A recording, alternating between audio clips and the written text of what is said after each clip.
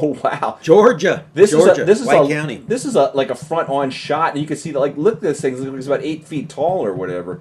That's 8 feet. That's 9 feet. This what are is- you talking about? 8 Yeah, now feet. a minority of people say you just show Bigfoot from behind, which is like absurd. Look at our Texas Bigfoot. Look at our Montana Bigfoot. Look at a lot of them, and this isn't behind. This is from the front. I want to draw specific attention to the family in Santa Cruz. When have you ever seen an entire family?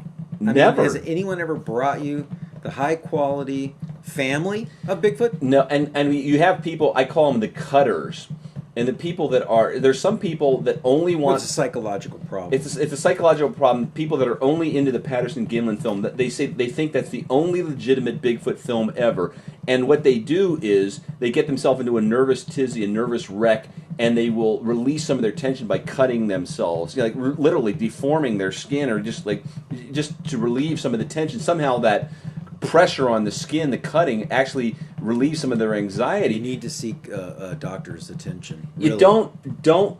It's a mental. Cutting is not good. It's not good at all, and you should. But sometimes when people have problems, they think that they're right and they can't imagine therapy or whatever. But Well, don't be embarrassed by that. I mean, seek some Patterson-Gimlin is not the only legitimate Bigfoot footage. How could it possibly be? So Well, there's something to be said for breasts on a creature like that is titillating. That's true, but at the same time, you can't just have these people. It's kind of like a nervous disorder just to think that Patterson-Gimlin is the only video. It's not kind of like anything. It's absolutely a nervous disorder. And I went off time this episode because we're getting off topic, but I wanted to talk about these ultralight planes. We talked about Jeffrey Meldrum with this Project Falcon. It's ridiculous. Project Falcon, forget it. Flying- Get an ultralight. Yeah, flying a blimp over the Pacific Northwest looking for Bigfoot. Ultralight planes are the way much cheaper to go. You don't have to raise $200,000 or whatever.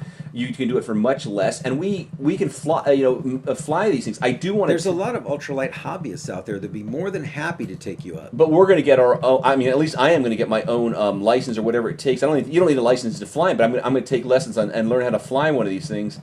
Well, first we're going to get out there and get interviews with these people because they have scoured the countryside. We're going to talk to cartel members who fly pot back and forth. Now, that's another thing we didn't get time to talk about. I want to talk. Well, we got to kind of do this in the next episode. It's weird because marijuana used to be illegal.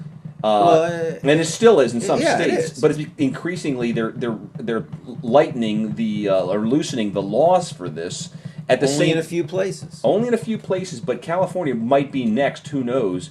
But at the same time, you still have people flying from Mexico to Canada, or Mexico to U.S. and even to Canada with big, on these planes. Which and they can look down and look at the entire Pacific Crest Trail. Look, we've gone too long. We got to go to the next episode, but more information coming.